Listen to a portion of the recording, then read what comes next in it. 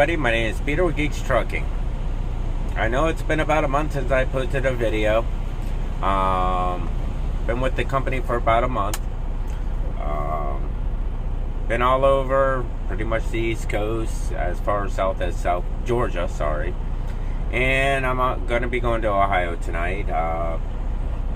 Doing pretty good as far as money-wise. Money is okay. No complaints this week. I'm doing really good, actually.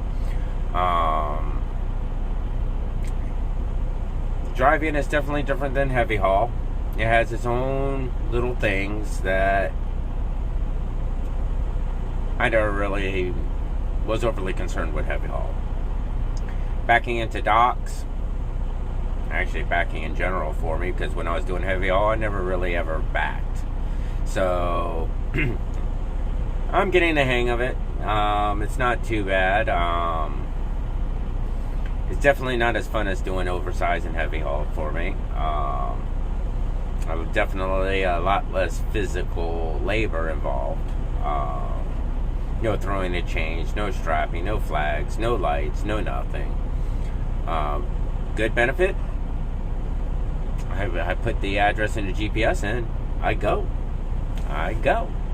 And I don't have permits to follow.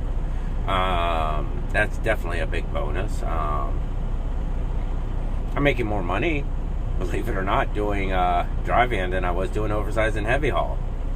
I'm in a 2019 Freightliner right now. 2020 trailer. They're both mine permanently until I get my new truck, which hopefully will be soon. But outside of that,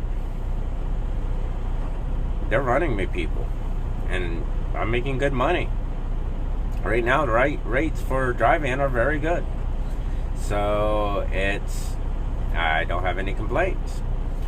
John's over at ATS. He's just enjoying it. I hear him constantly saying, man, this is more work than doing oversized and throwing straps and tarping and all that good stuff. Yeah, he can keep that. I was thinking about doing it there for a blink of an eye, but yeah, no.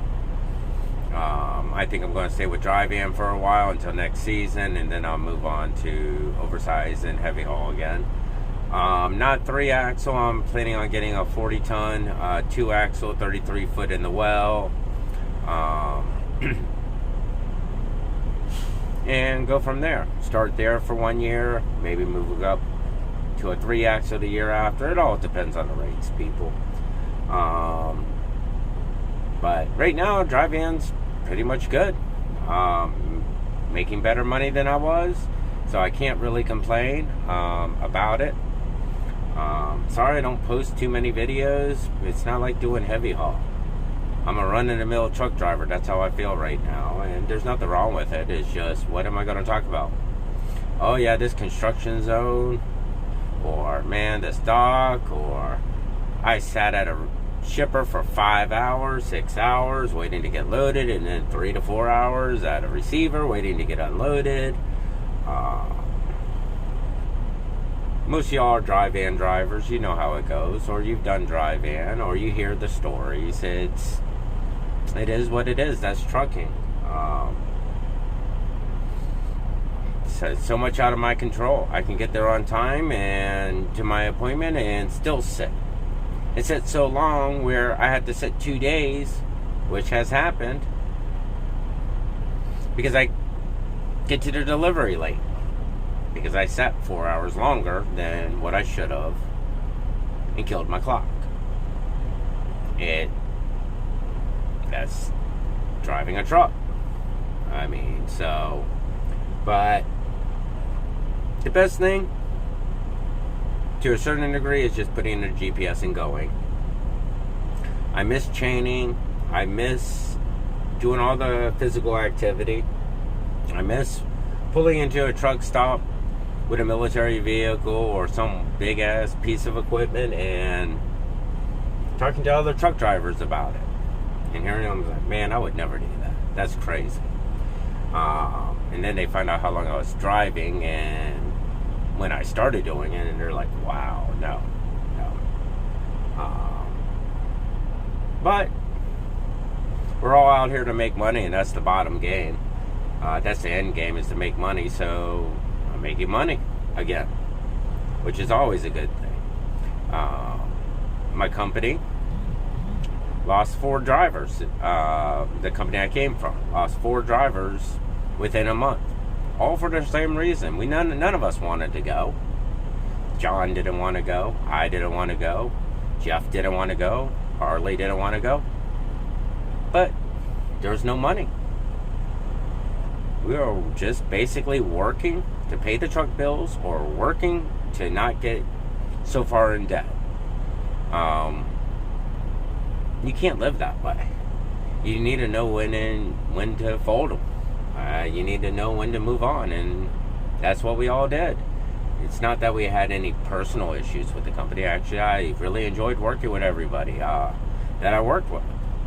But liking people just don't pay the bills. So in the trucking industry, you need to figure out your bills, how much you need to make, and when to know to change. You gotta be flexible out here, people. You have to be able to do things that necessarily you don't like. For example, if flatbed or step deck paid more money than what I'm making off a dry van, I'd be doing that right now. I'd be throwing those damn tarps, waiting for the day where I wouldn't have to. But it's all about money out here, and that's all the reason why we're out here. Just remember, the trucking industry always changes, and there's a lot of different things you could be doing out here. So you're pulling dry van right now. When rates drop, jump to flatbed or step deck or RGN or tanker or doubles and triples or frac sand or whatever. Do something else. And then when that tanks, move on to something else. Move to reefer. Why not? I mean, so you just got to be flexible out here. I waited way too long before I moved because, I was hoping that the rates would go back up.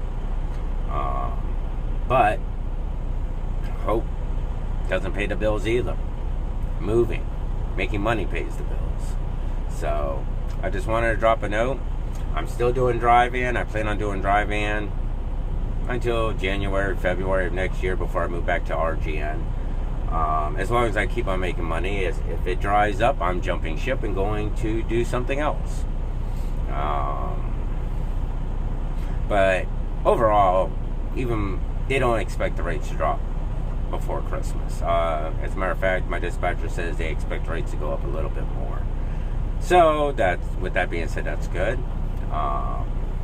Me and my wife, we decided to sell my house, so that's up for sale now, and we want to move to Virginia, West Virginia, North Carolina, South Carolina, Pennsylvania, Southern Ohio, basically 6 to 7 hours radius from Virginia Beach.